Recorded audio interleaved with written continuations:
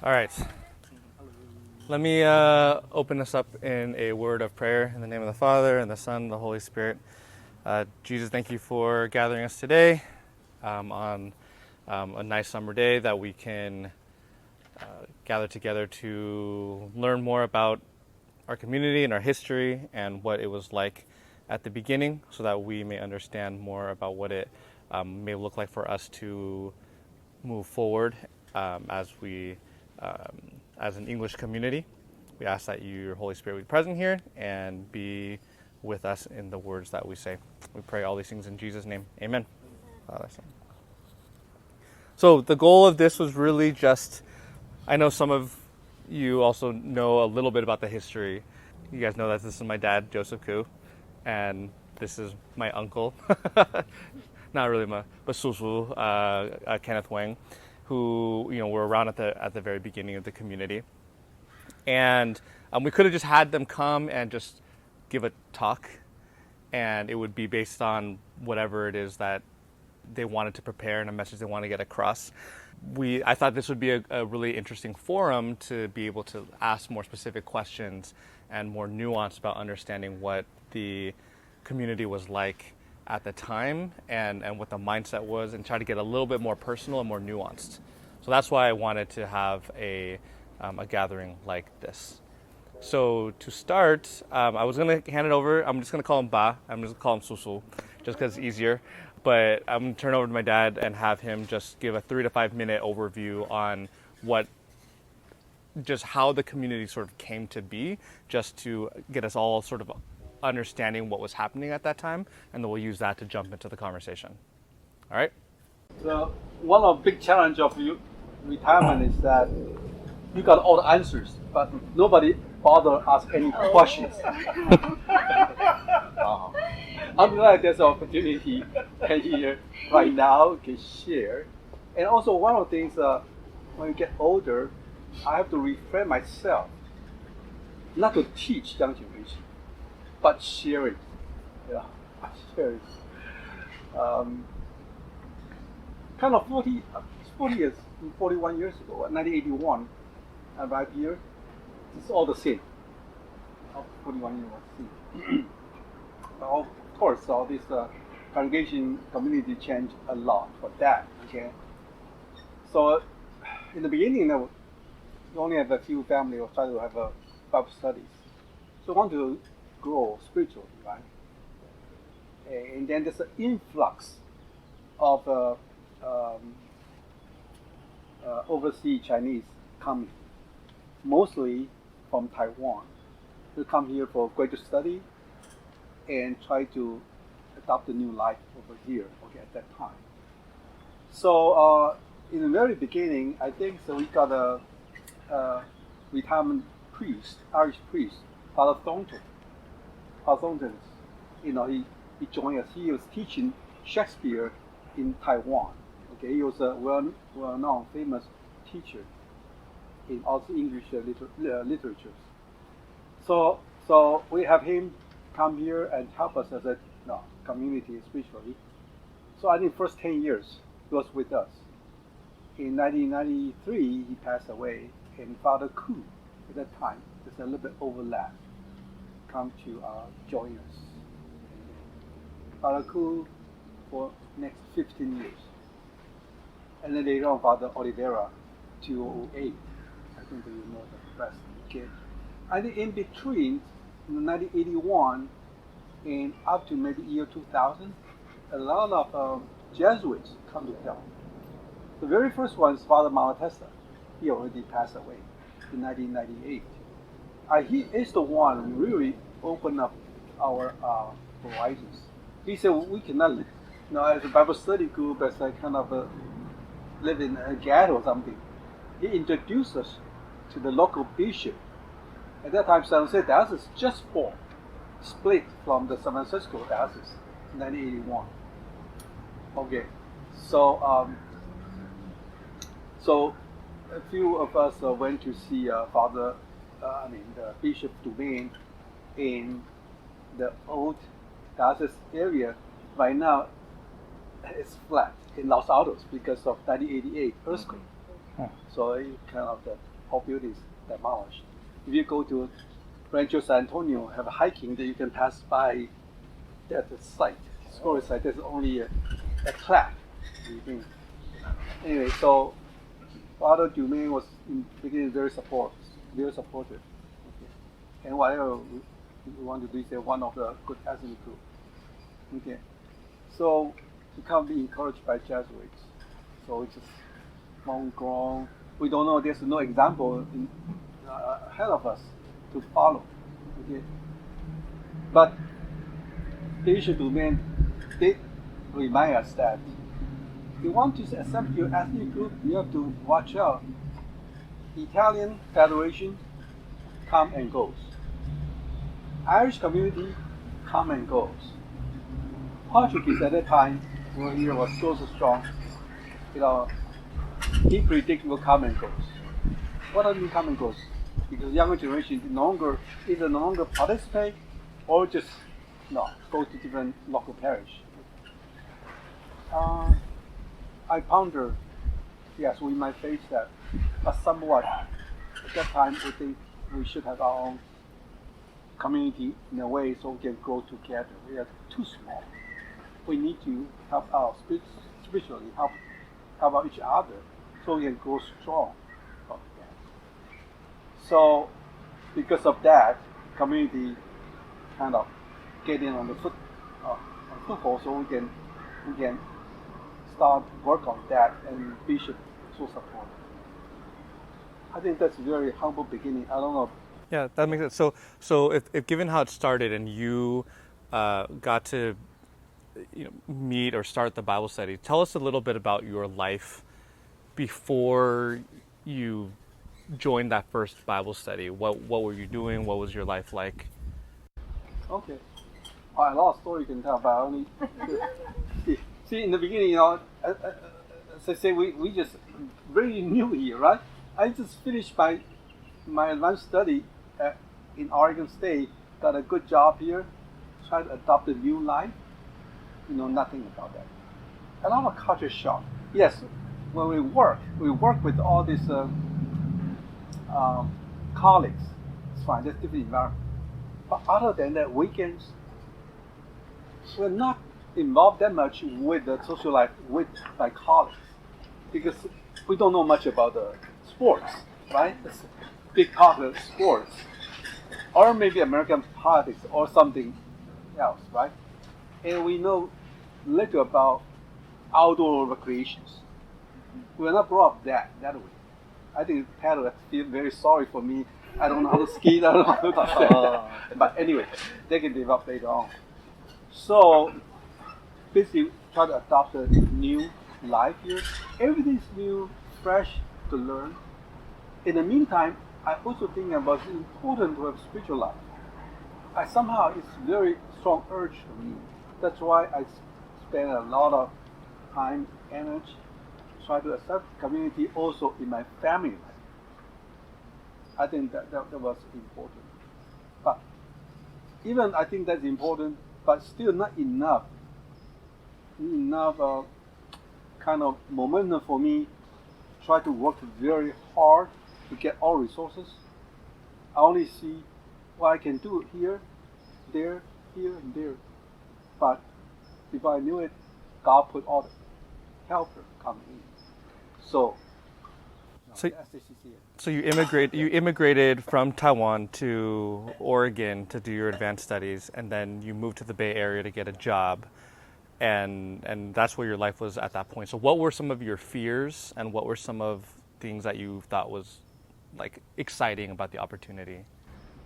I think the fear is that we know an American company can lay off people any time they want, right? We're looking for lifetime employment. I mean, the things because the life we were brought up is not very stable. It's not under poverty, but it's not, very frugal. So I think maybe all your parents know about that. So once we finish our study, get a job, want to have a lifetime employment, and hopefully a big company, IBM, HP, or this big one, right? At that time, we don't have Google. Apple just started. Okay, so we're not interested in any small company because it's just not stable at all. It concept totally different from what the young graduate right now. Okay, so there's no safety net. So I think career establishment is very important. And in the meantime, to raise a young family, and we know the family kids need to have other kids interact. Every family only has 1 or 2 kids. How interact? So we need to have community. So kids can interact.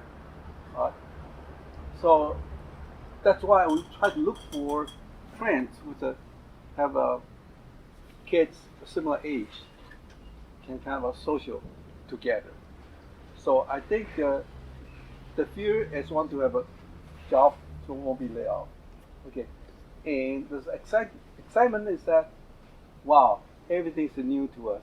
We learn, we enjoy all the new freedom and all the material goods here that we enjoy that much. Yeah. So tell us a little bit about how you came to be a part of the community, and then also what was your life? What was your story like? Okay. How did you come here? And what was going on for you in your life? Yeah, I came a little bit late. I came here in 1985. Okay, because I came to States in 1980 study. I finished my MBA degree, I went back to Taiwan, I worked in the company. So they want to set a branch office in US, so they sent me here. So I'm the only person carry a suitcase, so came here.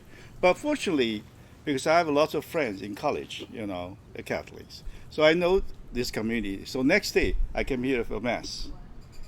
Yeah. Then I think a week later, we went to USF, to perform some kind of choir for the events. I forgot the USF. There's every year they have a annual event. So I'll be easily to join this group easily. Okay. So my story a little bit different. I'm not working, as I said, I did not work for the big company. I have my small company. So my time is very flexible in terms. So that's why I sent an email to Xiaobo. I spent a lot of time to the Reach Out program. I spent a lot of time to deal with diocese and other related Catholic, like Catholic charities, Berkeley, Fuyou. I spent quite a lot of time on that. Especially I spent a lot of time with diocese in the very beginning.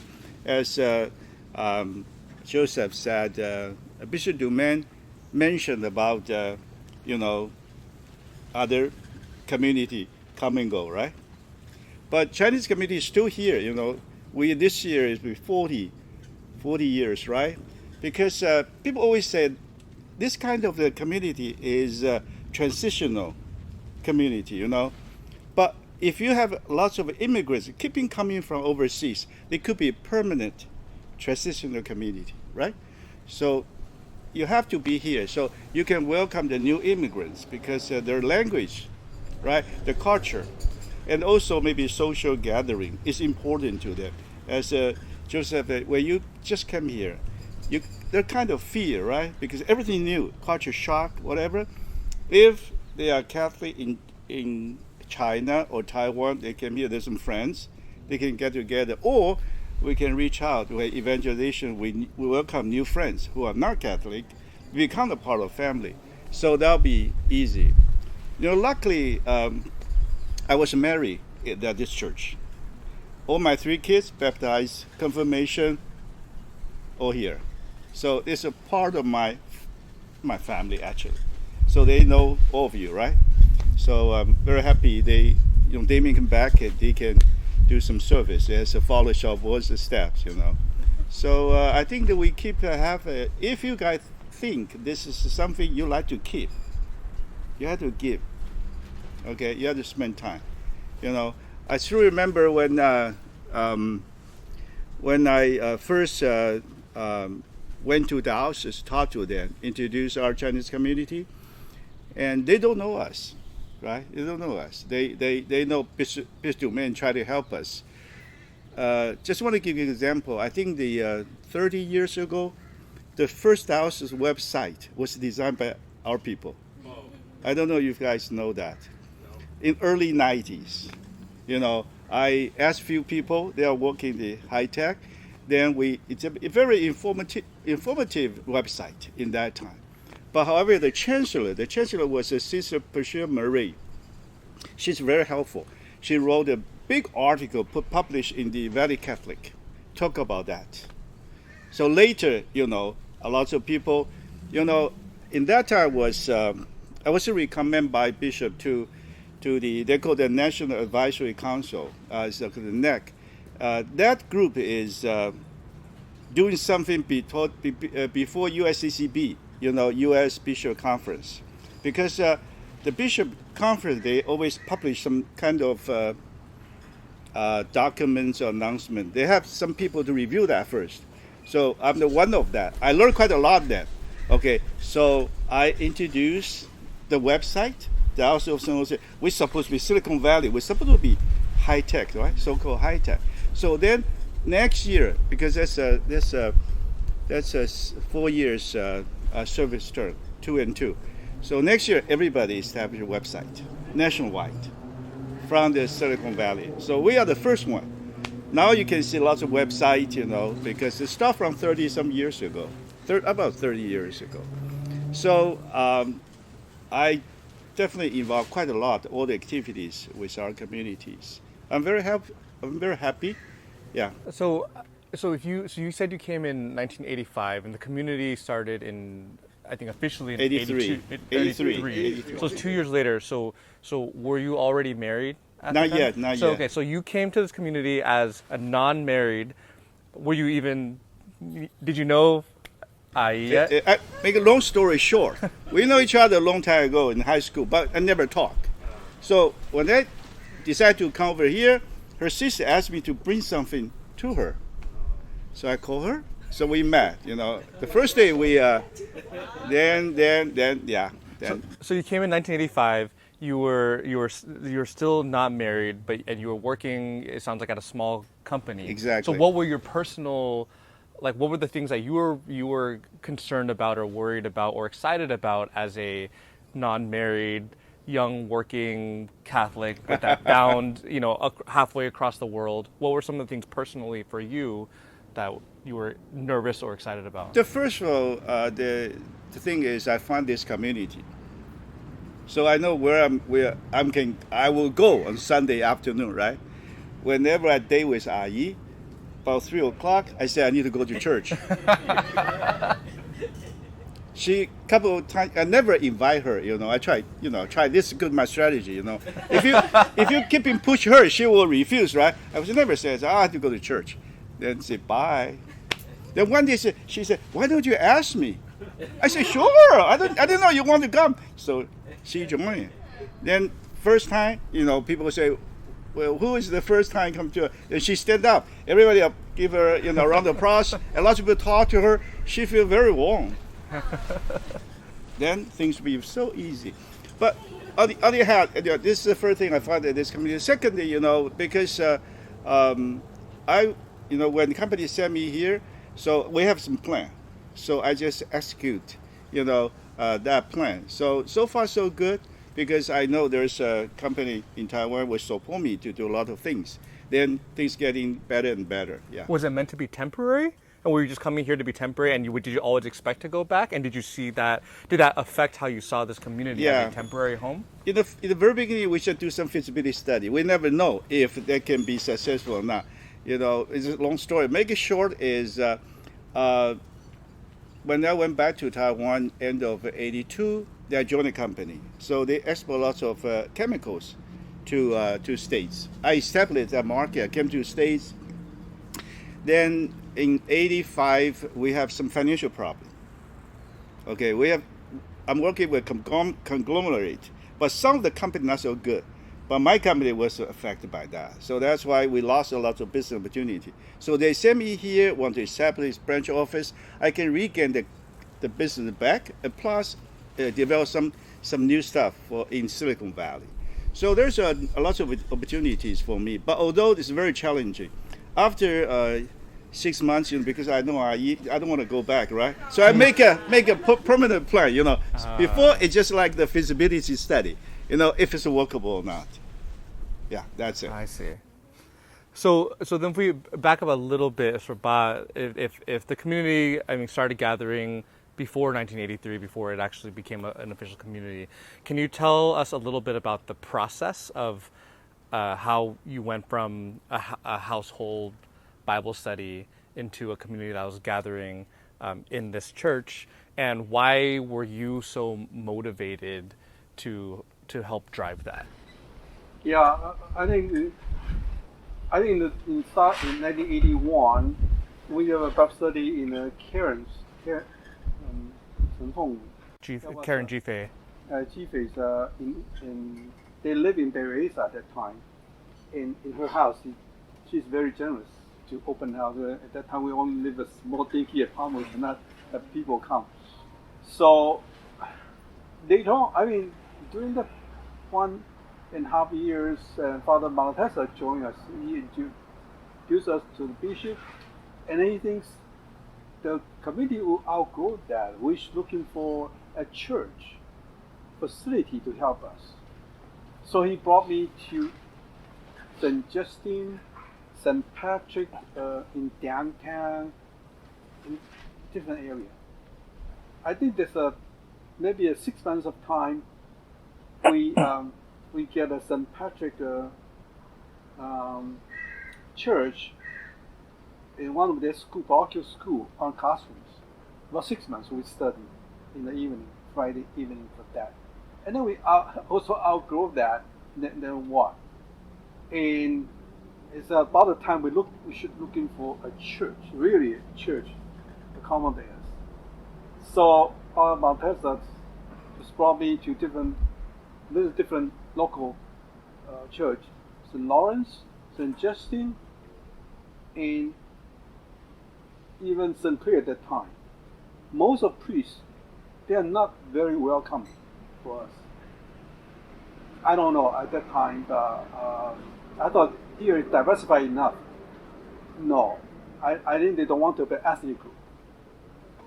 Okay, so then we look for O'Connor Hospital at that time, have a pavilion. And the administrator said, you can use this pavilion, it's good, quite a special place. I said, the hospital, it seems it's not a very good location like that. So I don't think we should have that. But later on, because of St. Clair at that time, it's still under Jesuits. So Father Maltesa used his relationship to have, at that time, Father Rock. Father Rock is the pastor of the accept us as one of the group. So in 1983, so officially inside this facility.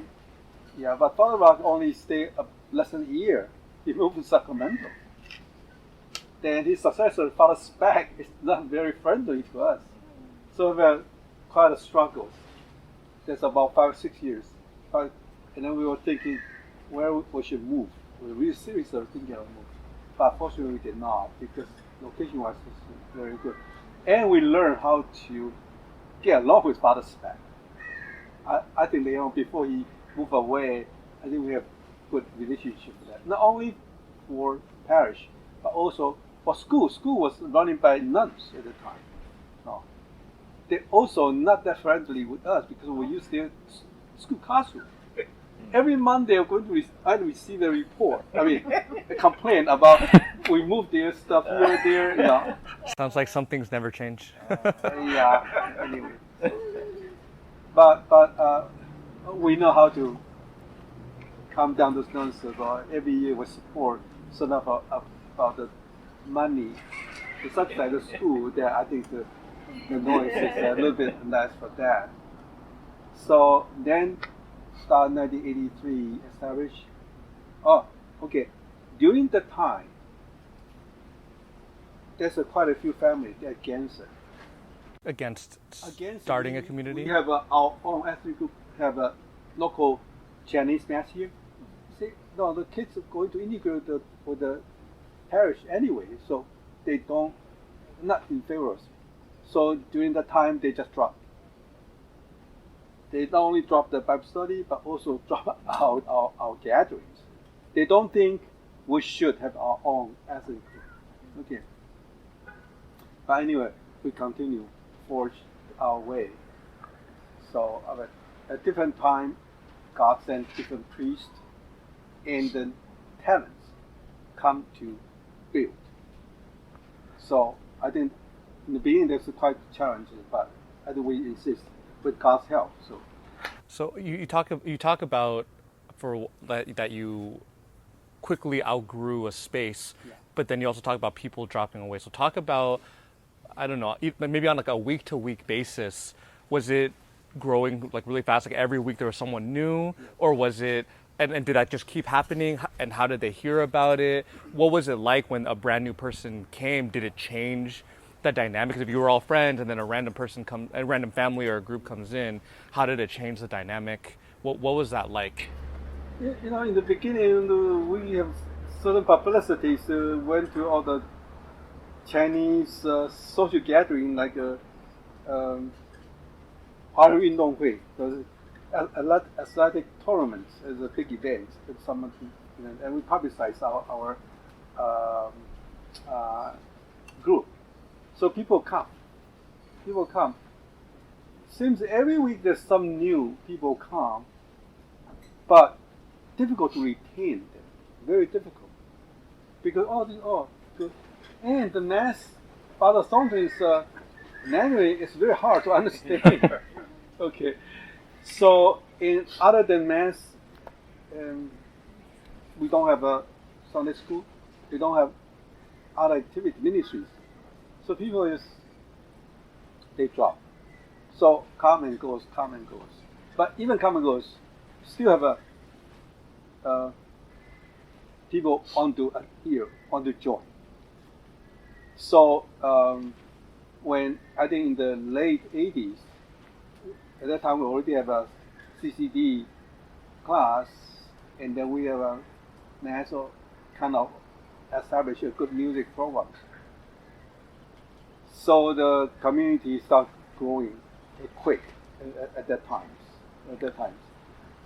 But throughout all the years, I see people first of all come, then a few times they drop, then a few years later, because of some kind of personal difficulty, hardship, or family issues, they come back again. Then after a month, they disappear. They come and go. In the last 40 years, I've seen a lot. And in last 10 years, mostly they come because a parent passed away, has funeral. So also see them there. Okay. And were most of the people that were coming, were they all also Taiwanese immigrants, and were they also Catholic, or were they other kinds of maybe immigrants that were not from Taiwan? What was the breakdown? And was it a broad set of Chinese immigrants that would come, and then only certain types would stay, or was it always very targeted that only the new people tended to be immigrants from Taiwan and already Catholic? What was the demographic of the new families coming in? I think that from the very beginning is mostly from Taiwan, because in that time, like our age, Taiwan's college activity for the Catholic is very popular. Lots of Jesuit priests spend lots of time on that. So that's why brought us together. But you can see we do have a Cantonese community group, right? You know that, mainly from Hong Kong, right? And one time they have a priest, very active, a priest, Father Shu, brought him up, and he also outreach to the St. Clair and De Anza College, brought lots of young kids. But unfortunately, he moved to Canada, I think, the Jesuits. So that will become smaller. So we have some people from Hong Kong, from Taiwan, and a little bit from Singapore, Malaysia, But mainly it's from Taiwan in the early stage. But nowadays different, change it, right? Lots of from China right now, yeah. And then, so you also talked about, like, when you joined, because you were a single person at the time, was the community, when you were coming, was it mostly young family, or was there a lot of single people, or were there old people? What was the makeup, and how did you feel as a young, single, vibrant, working man coming into a community that was made up in whatever that demographic Yeah, was? I think the most of like my age or like your father, they already established family, but with young kids, you know. I don't. In that time, we have a so-called a young youth group, not married. 青年组, yeah, not married, but not that. More like a Yeah, young but adult. not that many. Okay, but however, we are also get together. My mom is joined the senior group, so also whole family join, right? So that make me a sort of good incentive to bring everybody here. So senior have senior group, kids are kids. We also have a lot of friends here.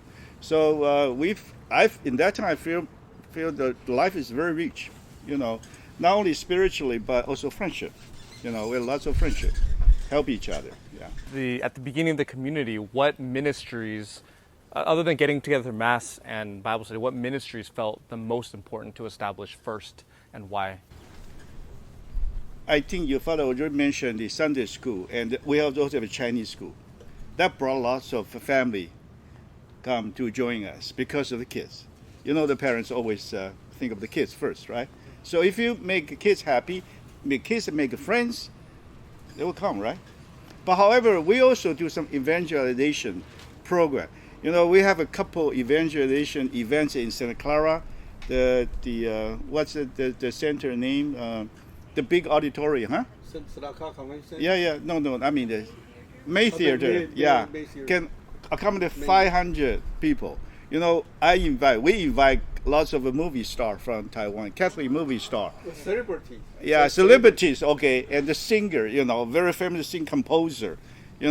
So they attract lots of people. Then we introduce our community, right? In that time, we also put our communities on the paper, advertisement, yellow page.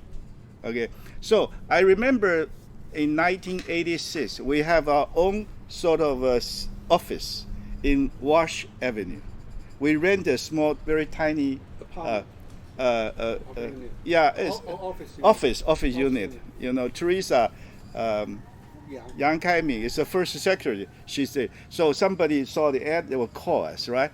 They can give them direction, ask them to come to Sunday Mass. So that's how we start. I think you have to serve people's needs first, okay? So especially the Chinese school and Sunday school. I think that's the most important two elements. Then we invite you to come to join some kind of evangelization events.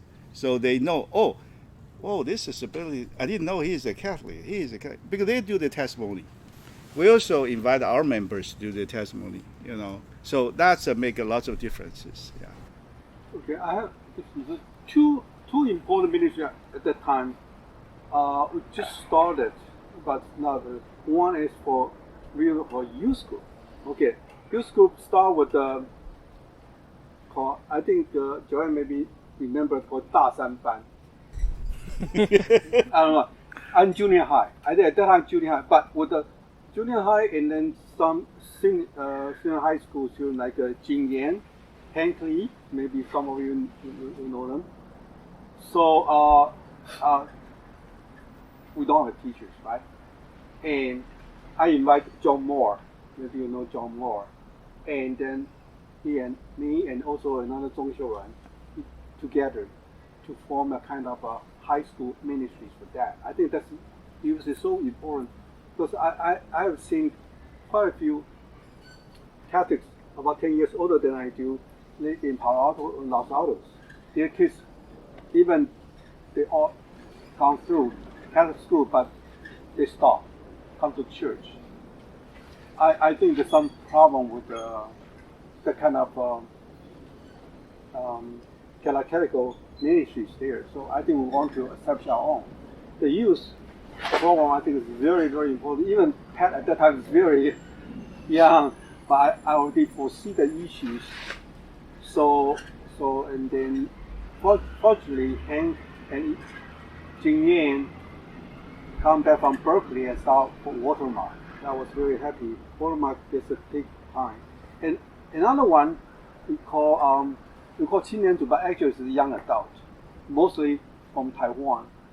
And I don't, Liu Keqing was at that time was in charge. I was invited to their group, maybe about 20, 30 people, single, maybe age 25 to 35, about this group. My wife and I was invited to that group discuss about dating and also later on for the marriage for that and how to choose soul partner or something. So is quite a lot of activity among this group. This about I would say about 30 people at the time. I think this is two group of kind of very much emphasized at the time. So it makes it sound like you realized that it was important to have a ministry for children because it was a lot of young families in the community, but it also sounded like it was important that it needed to continue.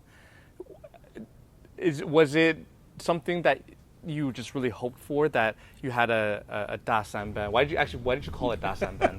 That's like big 3 class, is that right? No, yeah. Why was it called that? Kindergarten, and then a 小班, 中班 maybe 5th to 6th grade. So little class and then middle class. And the 大班 maybe I guess 7th, 8th grader. And 大一、大二、大三,大三班 almost like a senior high school. I see. But then the fact that the youth that went through the program ended up going to college and then having their own experience of faith and then come back to start a more formal youth group that was led by the second generation.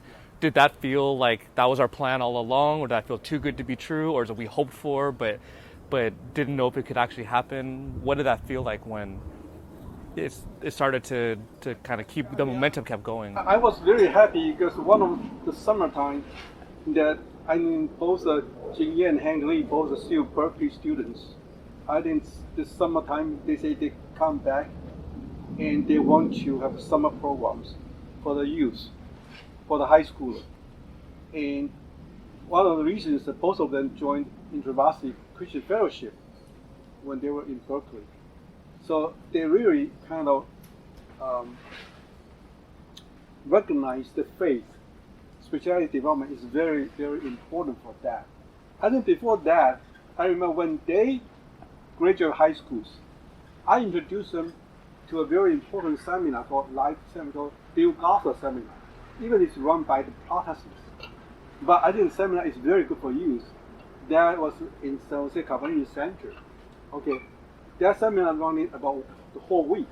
Okay, I registered for 6, 7 of them. Okay, including Martina, and then Hangley, and then Rick.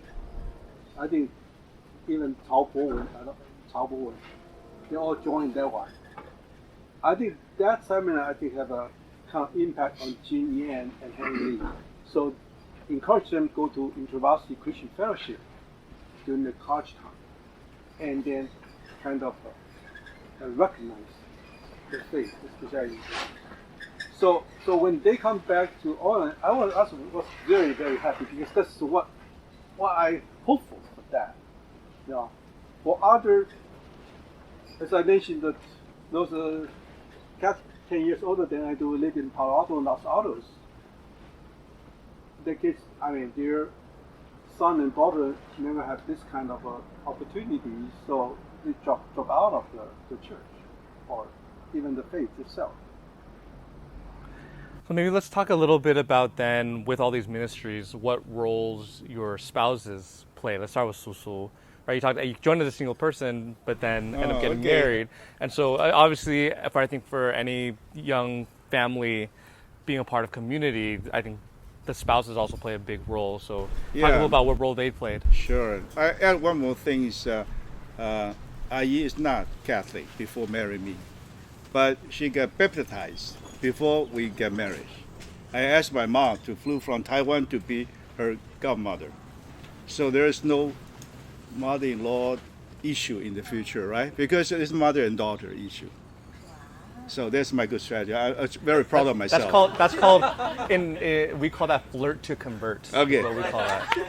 And then we have the kids, 3 kids, right away. So I'm very busy. She stay home. But when the kids a little bit older, grow up, and somebody invite her to be a Chinese class teacher. So she be taught for a few years. Then she joined the CCD, then become the director of CCD. So she spent lots of time. So gradually, in the first few years or 10, 15 years, I spent lots of time. Then after that, I support her. So she'll be, working with all the parents, kids, families, So she support me a lot. So I think that makes me job easier, right? I don't know if I answer your question. Yeah. What about you? Oh, okay. These days you may not see my wife or Patrick Ma that often in the church. But in first 15 years, like from 1981 to 1998, she was really active involved. In the beginning, okay, in Bible study group, she's a Protestant, so she knows more scripture than I do, so it helped me a lot with that. And later on, she started, she played piano, so in the church in the beginning, and that was organ, but she played in the mass, all the music. Before any younger people joined as musicians, she was playing all the mass, and then she compiled the first hymn book. The hymn book. Right now we have a print. Well, at that time was more handwriting hymn books, so we know how to sing. And then before Lingu clears that, join us. So we're a little small choir. She was helping that, and then she was the first one come up CCD Sunday school. The kids need to have been educated, not running around during mass time, right? And then not only that, she said, adults need to be re-educated. So adult Sunday school, she helped out for maybe 2 years. Then because she stayed home for quite some time, just more time and more understanding for those non-working moms. They need the spiritual development. So start organized called Mom Bible Study during weekdays. 2 groups, one is in Teresa, one is Cupertino size, on weekday morning. So my wife helped out, establish that. Okay. So help those non-mom build up their self-esteem is very important for that. So I think with that, and also later on, the Chinese school. And in 1998, gradually from the end of the 90s, she thinks that all this kind of ministries be established. She can kind of drop out of it so that our people continue to work on that. But other than that, there's a lot of ideas. You may see I'm doing it, actually ideas come from him, come from her to push through that. So it sounds like we need to do a part 2 with just their spouses in your place then. So as we are starting or trying to formalize our English community, one of the things that's really important for us is what kind of leadership structures are really important. So if you start a community from scratch and there's no existing precedent for a community like this, how did you think about what leadership structures were important, and then why did you set up the one that you did? Okay, just like a Mandarin group or Cantonese group, even like Fremont community was spin off from our community. San Mateo, a similar situation. So I think the most important is that you have to see what do you need. What thing can group you guys together? Okay, I think this is very important. If you don't provide the suitable service or can meet everybody's expectation, that'll be difficult. Okay, so this is the first thing. The second thing is that under the Catholic structure, you should have close contact with a priest and a bishop. let the bishop support your diocese, but because diocese has lots of resources, which is our community probably cannot provide. So that's why if you can line up with the diocese more, so you probably get a lot of support from there. So that's why you can grow your community. So it really depends on how, because you guys, most of you grow up from this community, you stay, right? So if maybe you can reach out. There's some other Catholic. If they also have a situation, similar situation, you can invite them to be part of that. The good thing is if you come to St. Clair, because we already have a community here, financially, relationship is pretty established. We can definitely will support your any activity, especially financially. I think because I'm still the financial council. I've been doing that for quite a long time. So our financial is pretty good. So if you want to have some kind of activities, we can support you.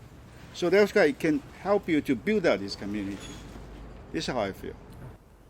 Bob, can you talk a little bit about what the structure was? How did you come up with it, and what were those gatherings or meetings like? I think before that we were kind of grassroots organization, so we all very happy let people kind of in charge for all things, but they don't get out of hands. One thing is leadership has different ideas, and there's some internal conflict. Then later on, with Father Oliveira coming in, he has his own thinking about how to run the church itself. So the previous structure kind of. Can you talk a little bit about what the previous structure was? Previous structure-wise, there's a pseudo parish community council for that, right? We have a chairman, and then we have a few vice chairmen to in charge of different ministries. We have spiritual formation, we have a Sacred Heart School, we have a liturgical committee, we have all this kind of very detailed. And also the activities, major activities throughout the years, Chinese New Year, Easter, all these activities, there's someone already to in charge of that. Okay, so kind of very organized. But after that, then the structure kind of dissolved. Father Oliver himself has to ask for who can do that. Even there's a parish council, but he appointed. So the leadership a little bit more laid back compared with what we had before. Before that, we all most of leaders were taking initiative to do that. I think there's a somewhat different. There's a good and bad. So you sound like you had a chairperson and then vice chair. How were those chairperson and vice chairs? How were they elected? Oh, I think there's a general assembly, right, to do elections for that. Did people volunteer, or people nominated, or both? I think it will be recommended or nominated by different groups, and then confirm that with a particular person, then informally and put the name on the ballot. Then they kind of people put in election. Yeah, it's the readiness and willingness. If I said, because when somebody nominated because of that person, you think she could be a good leader, it's a readiness, and his person is a willingness. If he doesn't willing to do it, it won't work. So both. So that's before we have a candidate, then have to go through this readiness and willingness. Then everybody vote. So sometimes we have lots of people, join the election. Lots of fun. Lots of fun, Well, and so how long was the term?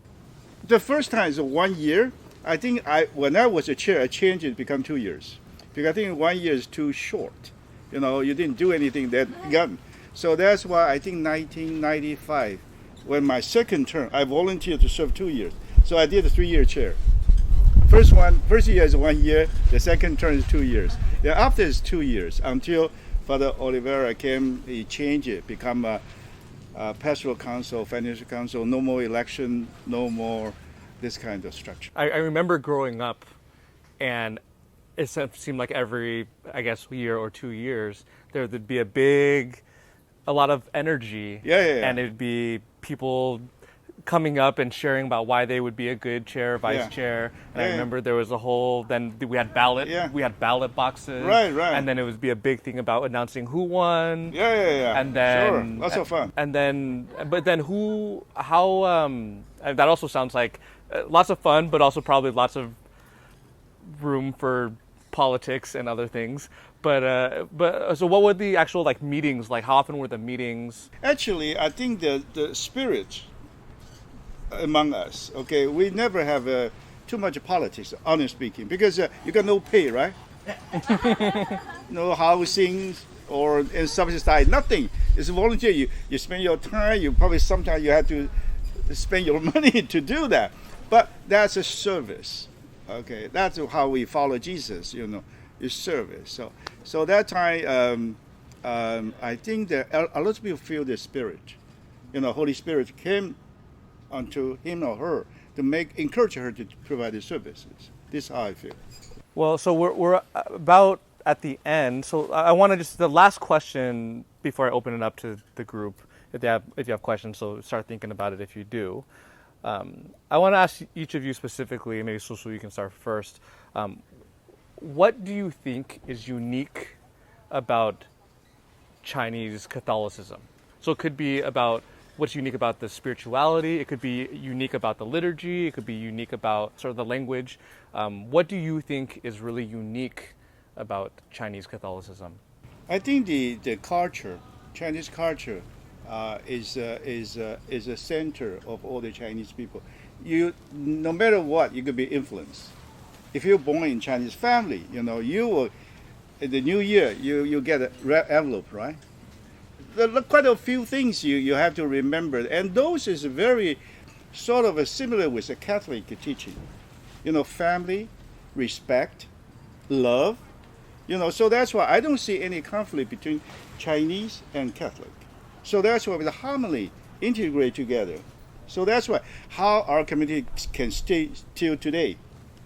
Because those Chinese and Catholic, there are lots of values is the same. So that's why this how I see our community can continue. Then our friendship relationship can be continued. I have a Bible study with your father for so many years, 30 years, I think. Every Friday, never end, okay? Your father says sometimes, if I'm the only people there, I'll be there, waiting for you guys. So we never, changes. Every Friday, become my family's routine. Friday afternoon, Friday evening, we will not arrange other activities. We go to Bible study, unless we travel, that's it. Yeah, when I come to these countries, what I thought was Western culture was kind of predominant by Christianity, right? But actually, when I live here, it's not completely drifted away. You look at Western culture right now, very aggressive, right? So much admire for material goods. People worship the celebrities. This is nothing, similar to the Christian value for that. Okay, prevailing those culture is not.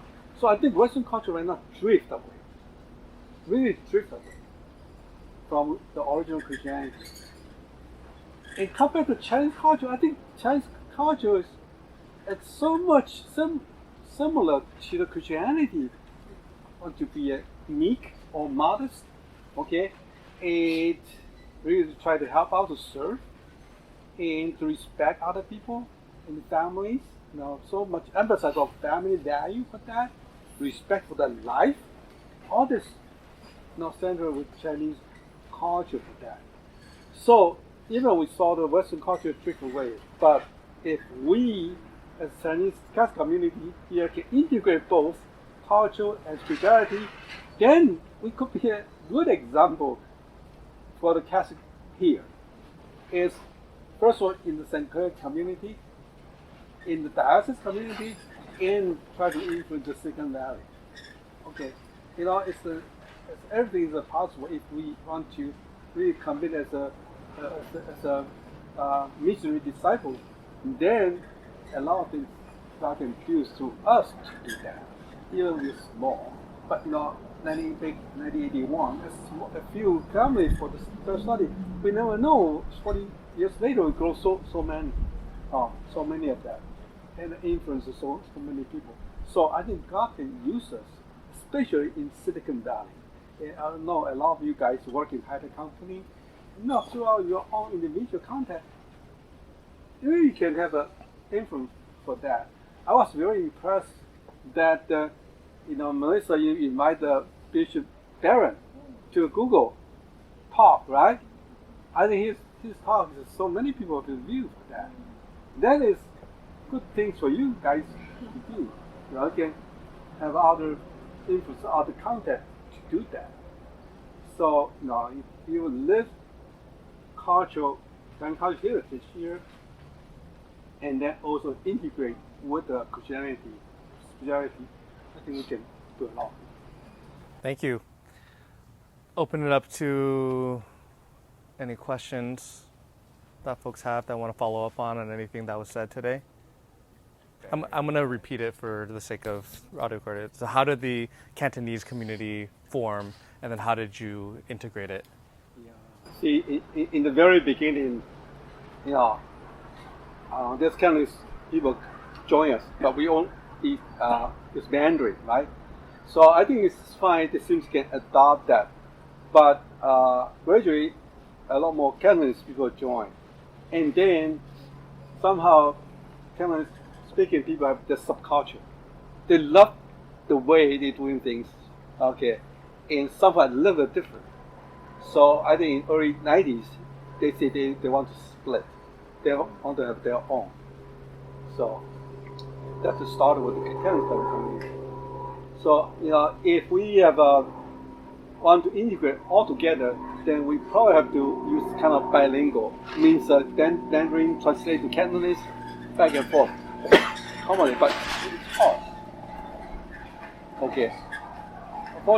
Unfortunately, next generation all use English. We're unified. It's not an issue anymore. Yeah. 10 years ago, Mandarin community, SJCCC become SJCCM, become the mission. Mission has a legal status in diocese. By that time, Cantonese decide not to join us, so they still become part of St. Clair. But now the St. Clair also raise a question. I cannot help you guys because language, culture, nothing. So if you decide that you want to, because Catholic community getting smaller and smaller. So if you want to come back to SJCCM, they are still discerned right now. They haven't decided yet. Father Oliveira respect their decision 100%. If they want to do it, they still have a priest. I think going to leave in July. So I don't know how they're going to do it. Yeah, because the language that the priest doesn't speak Cantonese. They have to have somebody translate. He speak English and they translate in the Cantonese. But at least there's some mass in 1:30, at church. But I don't know what they're going to do, after that. They definitely they can invite some priests from San Francisco. Lots of priests speak Cantonese in San Francisco, but they're going to have lots of work. I don't know. They have to decide by then. We respect their decision. As early 90s, they try to split off. We also support their decision. Yeah. No, they are never come back. Yeah, because they also invite a few priests, who can help speak Cantonese. But now, these few years they are facing quite a lot of challenges. Yeah, because the new immigrants get less, right? And that's the current issue right now. Yeah. So what do you think was the kind of the predominant need in the early families? Was it a need? Were the families seeking a Catholic community, or they were just seeking a Chinese community that looked like them? To be honest, I think in the very beginning it's more like social aspect of that, for the kids together, right? But when it comes to this community, here and there, you be influenced by that. You hear one touch you. That, the kind of social environment is a media, so people come and go into the deeper faith. Okay. I think most of us are the same. In the beginning, we don't know the faith. But faith can help you. But we've been exposed. Do you think it's a challenge now as there's so many other social type of communities in current day compared to and previously that we are competing as a church to try and use social community as a leverage to try to build the community? Do you think maybe we're focusing in the wrong way because there's just so many other, our kids and our families have so many other social obligations as it is? It really depends on the family individual, as Maslow, the 5-level degree. So that's why you will need a spiritual nourishment, gradually. Probably in the very beginning, there's also a social event. If I know friends, I feel very comfortable. If I have a question, I can call somebody where I can get insurance or whatever, But now they don't need it, right? But they also have the different needs, Maybe like old friends, we know each other so long. It's easy for us to communicate. If I have something I want to consult, I definitely want to talk to Uncle Joseph because he knows my situation, I know his situation. So that's something differently. However, definitely you have said that's a challenge. It's a little bit different from the 40 years. We are all new here, we are facing unknown challenges. But now we have been here for so long, we know, right? And you guys was born here, you have your connection. So the situation is a little bit different. Yeah, I would say that. Yeah, I think the challenge is always there, and I think continuing to be big for your next generations of that, for the generations of that. But however, I think ultimately God will be in charge, but we have to be faithful in our generations. Okay, we have to set a priority for the kids. It's like a paper, white paper. Whatever you write on, I think they will accept that first. If you kind of set up some kind of guideline there and let them respect, I think there will be a long-term influence for that. But if you don't have that kind of a strong discipline, that is hard. It's hard. I mean, kids, people say, oh, I send my kids to Catholic school, and they get all the education. No. I think how many people graduate from Parliament still keep their faith? In our community, not many. No, not today. You see, right? Among your peers, you see. So the Catholic school is not a solution for that. I think family and community is very, very important. And for us, as a parents, we need to set a timeline. The best gift for the kids is let them grow up in a good, healthy, faith community, so they have benefit for their life. For that, yeah. Even say that, I know it's not easy to do. The challenge and all the social activities and all the, this is a cell phone. It's hard to find that community. It's hard. Even locally.